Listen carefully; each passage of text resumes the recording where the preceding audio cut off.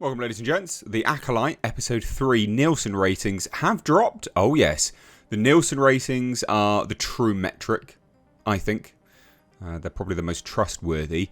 They've dropped their ratings, so the viewership in minutes for Disney's The Acolyte. And my God, they're not good at all. So we're going to take a look. Hit subscribe if you're new here. Turn those bell notifications on. I know we're, almost up to Episode 8, obviously, of the show. I get that. But these are always delayed. These are behind. So it's interesting to take a look at these figures, right? And then correspond that to the dialogue that's happened around the time as well. Because the showrunner, Leslie Headland, and also all the trades have been doing a massive concerted effort and a big push on all of this stuff. They've been getting this showrunner out, saying a lot of stuff, talking a lot of crap about this show. Good stuff. They're trying to pump it up. But it makes sense as to why, because they had the viewership figures, obviously, quite a while back now, weeks ago, and they knew that they sucked. So yeah, let's take a look, shall we? So they're not good, like I said, they're not good. And as we go through this, as they keep getting released, it'll be interesting to see how low they go. So as this article notes, following the dismal ratings for 2-episode premiere, Nielsen has now released the viewership numbers for the week of episode 3. The Acolyte was released, revealing the data, the ratings for the data still tracking lower than Ahsoka, which makes a lot of sense. Why would it be any better? So as this individual previously pointed out, the budget for the Acolyte is basically twice that of Ahsoka, which I don't understand how. Like, where did the money go? You watch the Acolyte, you don't see money on screen. It was $180 million, that budget. And, I recently, I've reviewed A Quiet Place, day 1, right? And whatever you think of the film, it doesn't really matter. But if you watch that film, or you've watched the trailers and things like that, that movie cost $67 million. Less than The Acolyte. How? It looks so much better. The locations are better. Like, it looks significantly better. There's still heavy uses of CGI. So I still don't understand where all that money went for the Acolyte.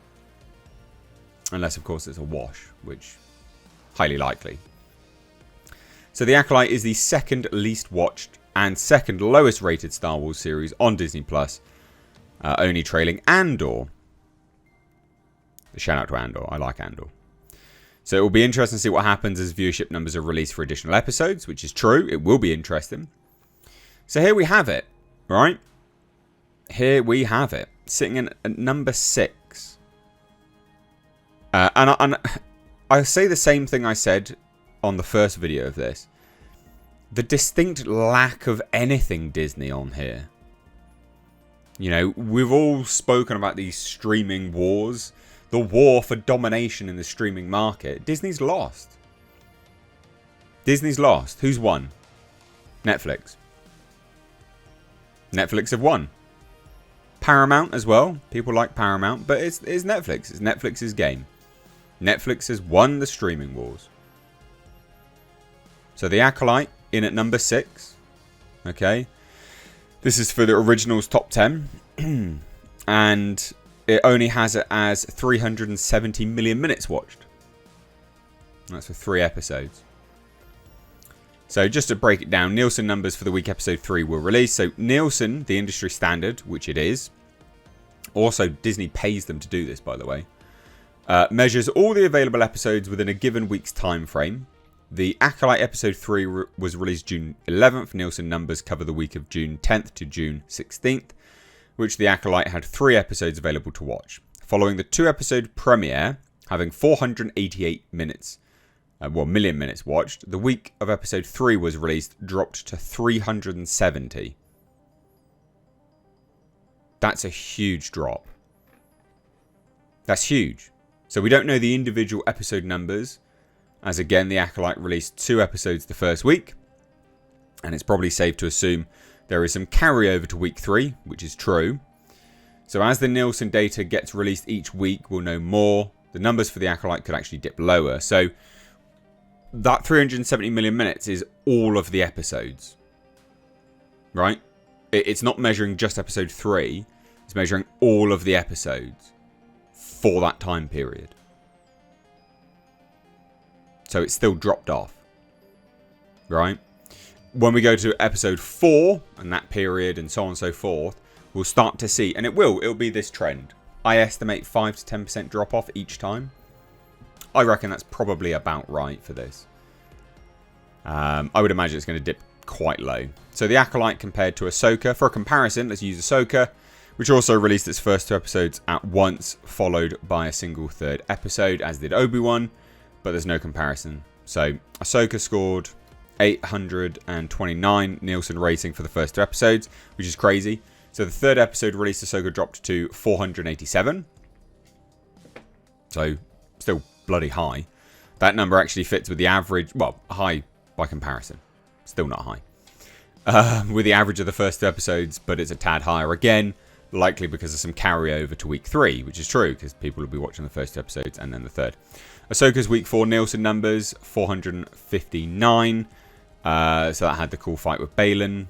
So Ahsoka saw a big bump to 577 with week 5 featuring Anakin. The Acolyte did have a big lightsaber battle in its own episode 5, so maybe that will change things. It probably won't. Unlikely, anyway. So, again, you can see these figures here. Mandalorian, 1,032, 955, 873, just as it sort of progresses down. Book of Boba Fett, 389, 567, 467, which is a weird one, like it sort of dipped up and dipped down. Mandalorian, 823, 889, 1115. Not quite sure what happened in that episode, to be fair. Obi-Wan Kenobi, yeah, huge numbers. Still not big by comparison to what they should be. And then Ahsoka, Andor. And then you got the Acolyte. Good God. 488 to 370. So, I mean, if you're looking at it, it's not that much better than Andor, to be fair. Like, at all. So these figures are abysmal. They're woeful. Not a huge stretch to say. And like I said, Disney only being on only one show on Disney is in their originals. That's not good. That's not good at all. Disney has lost the streaming wars. They're done. They've lost it. What do you guys think? I'd love to hear it down below. Cheers, guys. Take care. Bye-bye now.